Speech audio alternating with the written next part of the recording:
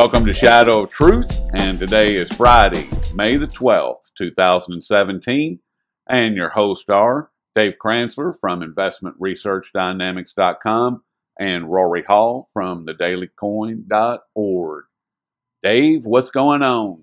Well, I'm glad it's Friday, but there's another reason also.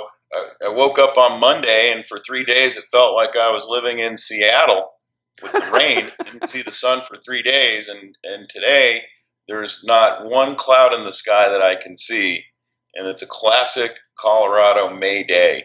Nice. So I can't wait to get out and enjoy some of this weather after being waterlogged all week with rain. I don't know how people live in Seattle, to be honest. A lot of rain up there. Yeah, I guess they have good coffee.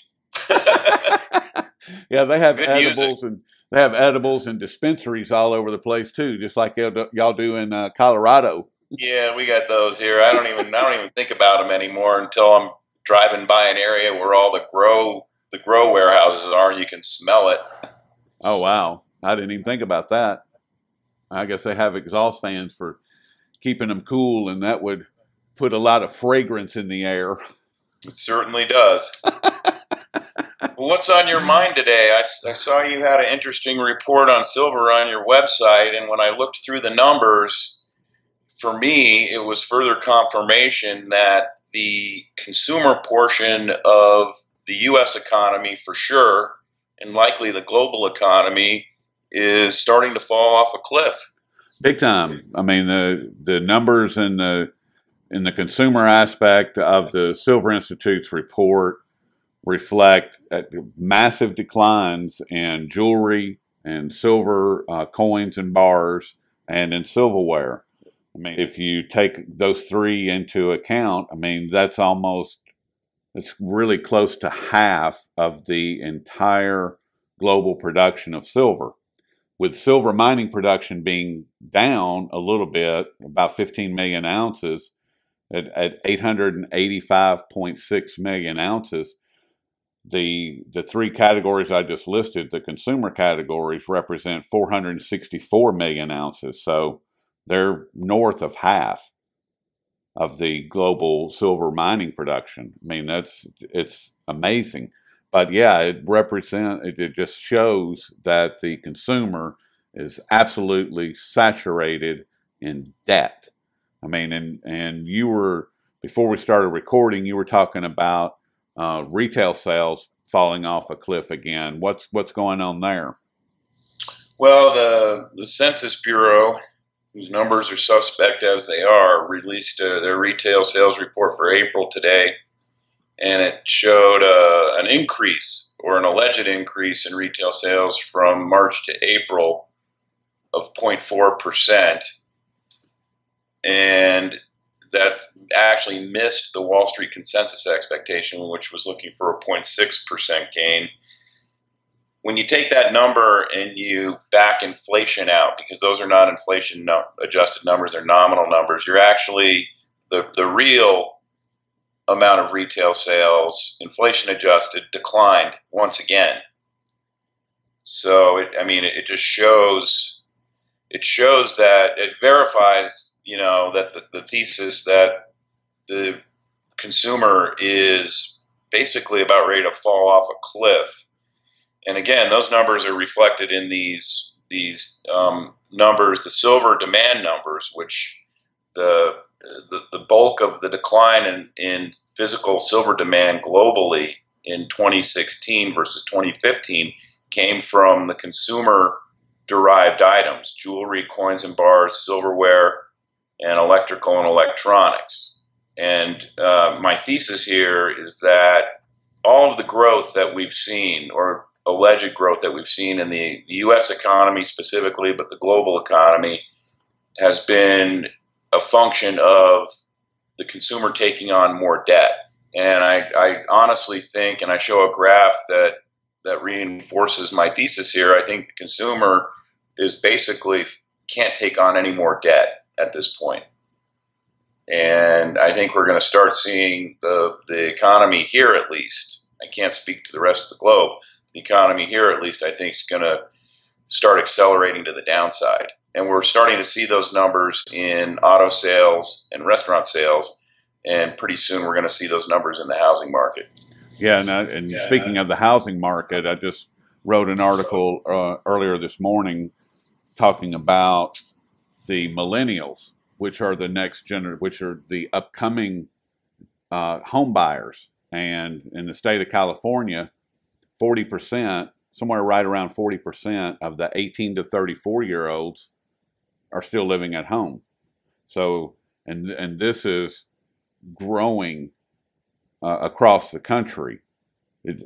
Nationally, right now, I believe it's around 34%. I mean, think about that. 34% of all 18 to 34-year-olds are still living at home.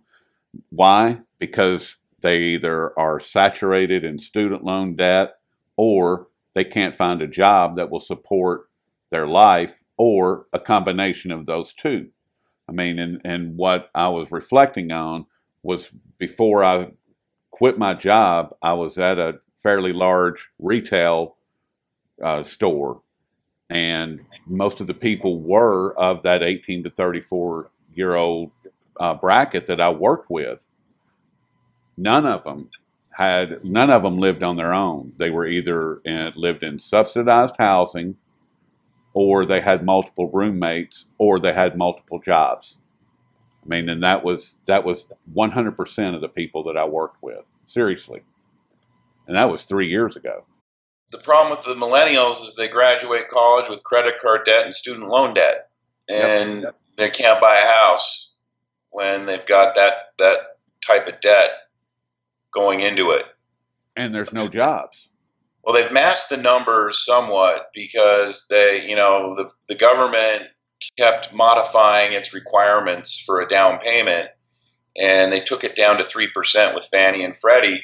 But you could borrow that. They didn't care where you got the 3% down, as long as you came to the table with 3% of your purchase in cash. And then they modified it again and said, oh, well, if the seller's willing to give up 3% of his fees, or give up 3% worth of concessions, that can be your down payment. So a lot of these millennials were buying homes, and crappy little homes, with basically nothing down, or a down payment that was borrowed, which obviously came from their parents, which their parents would forgive. I think we're kind of reached the limit on the number of millennials that have the ability. I mean, there's a couple tests when you're getting a mortgage. It's down payment plus your ability to make the monthly payment. And I think we're going to start seeing a decline in first-time buyers. I do think, and there's numbers that substantiate this claim. I think that a lot of the housing activity in terms of sales year to date has been in the under $500,000 segment of the market.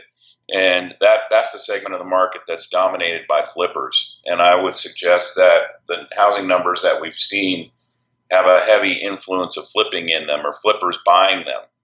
And that those houses are going to start coming back on the market in the second quarter and the third quarter as they get, quote unquote, renovated and put back on the market. And I think that's when we're going to start hitting a wall in the housing market. We've clearly hit a wall in auto sales, retail sales, and the restaurant sales, which were out for April this morning, and they showed yet another decline year over year for the month of April, months in a row, that restaurant sales have tanked. I was just crunching some of the numbers here on that report on your website that you put out yesterday, and the consumer derived categories for silver demand were down 15.4% in 2016 versus 2015. And I think that's all you need to see to know that the consumer's hurting, because most of these items are based on discretionary income. And to the extent that your discretionary income has disappeared because most of your non-essential income on a monthly basis is going towards either rent or paying off debt or making debt-related payments, you're not out there buying jewelry, Silver Eagles, silverware, and televisions. So I did include the electrical and electronics category? Yes. Okay. Yes. Because that was that was a pretty good hit on that one too. Well, it was down 5%, 4.8%. I mean, the real big hit came to the coins and bars category. Yes. And to me, that, a lot of that is going to be the silver eagle demand in this country. And I think people have just run out of money to put into silver eagles. Yeah, I mean, and other silver products. We're talking about a silver eagle, and last year you could get silver eagles for around $20, $21 with the premiums and shipping and all that stuff included. So a $20 item is falling off a cliff. Yes, it's discretionary spending, but it's still $20. It's not that much money. And when you have that kind of a decline, that means people are absolutely broke. I mean, they don't have nothing. And I think that what we're going to see as this year plays out, I think that we're going to see those numbers reflect even more so how bad it is for the consumer. I think that those numbers next year are going to be way down, way down. I mean, unless there's some kind of surge in electrical and electronic sales, but I don't see that happening. We already know that the bars and coin sales are down, way down this year compared to 2016. So those numbers are only going to get a lot worse. And I think that, once again, it's a direct reflection of what's happening, in particular here in the West, as far as the Western economies are concerned. Yes, absolutely. Absolutely. The consumer is full of debt right now. We're seeing it in all of the discretionary-based economic numbers, including today's retail sales report. And I don't know what the Fed's next move is going to be here to try and stimulate demand. They've stimulated demand for the last 8 years with debt, with the enablement of the middle class taking on a lot more debt. And the numbers show that. I have a graph on the blog post on my website yesterday that shows that number. And I think the consumers hit a wall. I see it all around. Let me ask you this, Dave, and then we'll get out of here. As far as all of this debt that we're talking about and these horrible numbers that reflect the consumer is dead in the water, do you think that, and I've thought this for a long time, that the corporate stock buybacks with these major corporations buying their own stock with the free money that the Fed gives them, do you think that that's catching up and causing some of the problems that we're seeing as well? Or how does that play a part in what we're seeing at all? I mean, because I would think that, from my perspective, it appears that if the corporation is just buying their own stock, I mean, after a while, that's got to catch up to them. They're not doing any R&D. They're not doing any expansion. They're not doing any hiring. How does that fit into what we're discussing? Well, that's actually been a trend now for at least a couple years, where CapEx, the amount of money that all these companies are throwing into their business for expansion or even just maintenance purposes, has been declining. And the investment category of, and I don't even think it really technically falls into the investment category, the money companies have been using when they borrow historically would go into plant expansion and business expansion, but it's been going into buybacks, and that number actually has slowed down this year.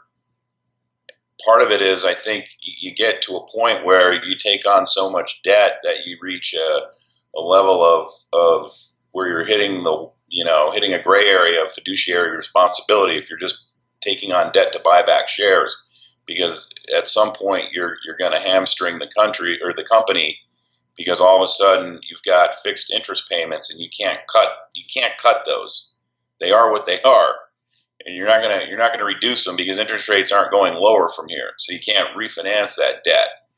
But yeah, there has been a trend where corporations are buying back less stock this year, and I think that's also because they've kind of reached a limit on how much debt they can take out to buy back shares, and they're not taking out debt to expand their business. Right. And again, it's one of these things where you follow the money. Look at what these companies are doing with the money that they're borrowing, and they were buying back shares. So, yeah. So so it kind of. So what I've been thinking is somewhat correct in that they're hurting these corporate stock buybacks are doing further damage to the economy, and they're not helping the company, and they're not helping the economy at all. It's just taking money out of the left pocket and putting it in the right pocket and saying, "Here we go. It's all good. We're doing great." Well, the collateral damage, I wouldn't say that you could say they've hurt the economy up to this point, but the collateral damage will show up when some of these companies start defaulting. Like when Macy's or Sears hits the wall, and all of a sudden, the burden of that bankruptcy is going to be shifted onto society, and the bankruptcy occurred because they were taking out debt and buying back shares. Well, that's part of it with those retailers. There's other ingredients in there, but some of these other companies, when they hit the wall, all of a sudden it's society's burden. Yeah, but aren't we seeing that already with Payless Shoes closing 1,000 stores, Macy's closing a truckload of stores, Sears closing stores, all of these retail giants closing stores? I mean, yes, and the false narrative that's out there is that online sales are savaging brick and mortar retailers, and that's just simply not true. Yeah, you wrote about that. They're taking some market share, but it's not a significant amount. All these retailers have huge amounts of debt on their balance sheet, and that's why they're having to cut expenses drastically to make their interest payments, and that's why they're closing stores. And we were overstored. There was way too much mall retail space in this country as a percentage of the population. Yeah, we didn't even touch on the malls closing and the vast wastelands that they're, becoming all across the country. So, right. So in that sense, you're right. The collateral damage to society is showing up now because a lot of these mall-based brick and mortar companies were enabled to expand because the Fed making it easier for them to take on debt in order to expand.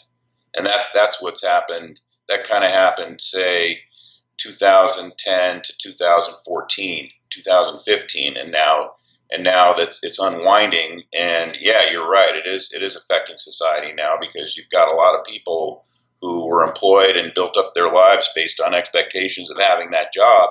All of a sudden, that job's taken away. Yep. Yeah. That's it. Well, I think that's another fine show there, Dave. Let's put a wrap on it, buddy. Let's do. Get the weekend started, although I got a lot of work before I can start my weekend. Yeah, what are you working on right now? I'm just putting the finishing touches on my short sellers journal, which will be out on Sunday evening, and I put a microscope on some of the issues that we talked about today, and the debt numbers. I dissect those even further. So there's a lot of stuff in there that my subscribers will have a look at, and it's more justification for why this market is extremely overvalued. And as it turns out, there's a lot of stocks that are declining precipitously, and I try to pick those out as ideas to short. Well, all right, that sounds good. Well, all right, dude, we'll go get to work on that, and I'm finish up my housing market article and get that published, and I guess we'll just pick it up on Tuesday and see where we stand. That sounds good to me. All right, buddy, have a good weekend. You too.